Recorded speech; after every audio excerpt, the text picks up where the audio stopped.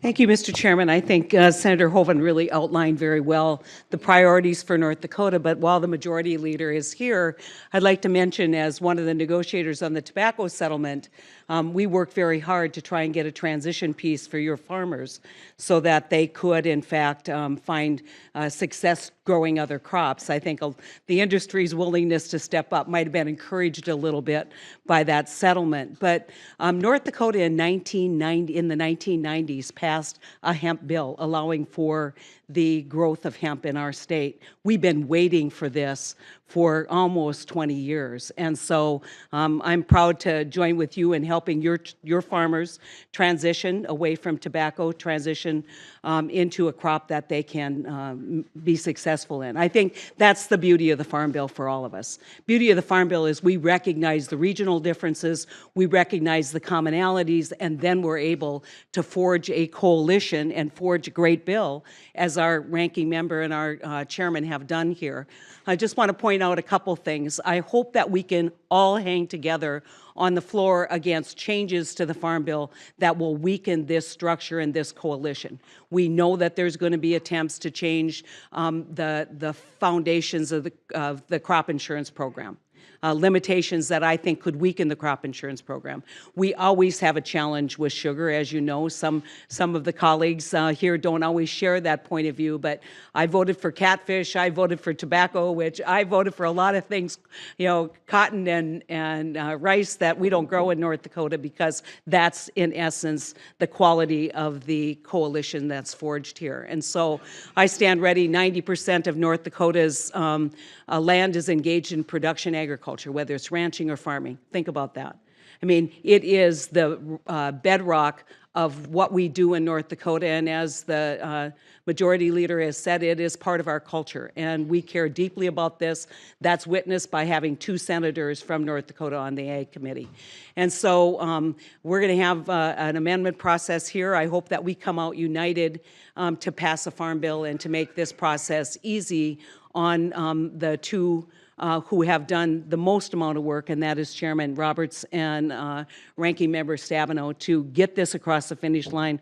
We pledge our cooperation. I pledge my cooperation in helping us achieve a Farm Bill before the 4th of July. Thank you, Mr. Chairman. I'm going to submit other opening comments for the record, but I wanted to give the pitch for unity coming out of this committee.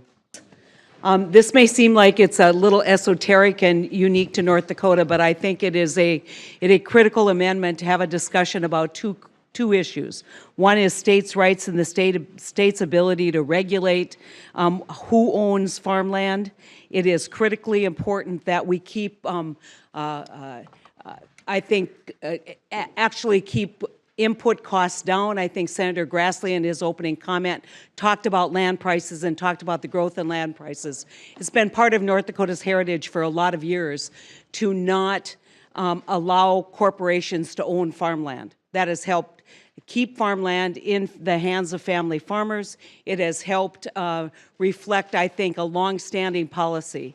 Unfortunately, in spite of a consistent position from the state legislature, consistent position from the voters of our state who have systematically voted to maintain this policy, there is a pending court case that uses the Dormant Commerce Clause, not something that's in favor right now by this court, but the Dormant Commerce Clause, to argue that because it would burden interstate commerce and because this body hasn't acted to prevent it, that this law would in fact be in violation of congressional policies regarding control of interstate commerce. And so yes, there is a federal connection. If we pass my amendment, what would actually happen is the court would then be sent a signal that we respect the 10th Amendment, we respect states' rights, we respect the ability of states to make these determinations on their own. Recognizing that this is fairly esoteric and recognizing that I haven't yet been able to find a co-sponsor for this amendment, I'd withdraw it, but I wanted to raise it just to help educate about how critically important it is to let states regulate the ownership of the land within their jurisdiction. It wouldn't prevent corporate farming, it would just say the states get to decide. Thank you, Mr. Chairman. I withdraw my amendment. Okay, I'm going to introduce my amendment, call up my amendment to Title III, High Camp Amendment 1. supported by Senators Bozeman, Leahy, Klobuchar, and Bennett. This would open up the opportunity to trade into Cuba using the trade promotion programs that are available to any other producer who wants to promote their product in any country that we have relationships with. I think that it is high time that we explore that market. It's somewhat ironic that I would be the person pursuing it because I think the great opportunity here is in rice and some of the southern crops. But I think this is a critical component of building those relationships that will help us establish a trade relationship with a country that is only 90 miles off our shore. And so I'm hopeful that we can finally close this chapter on our relationship with Cuba, open up this opportunity for our farmers and our ranchers to promote their products and to sell. I think we can all agree that one of the great concerns that we have right now is market disruption and exports. We know we grow more in this country than what we can possibly consume, and growing markets is absolutely critically important to improving our commodity prices. And so, Mr. Chairman, I'd ask for a roll call vote.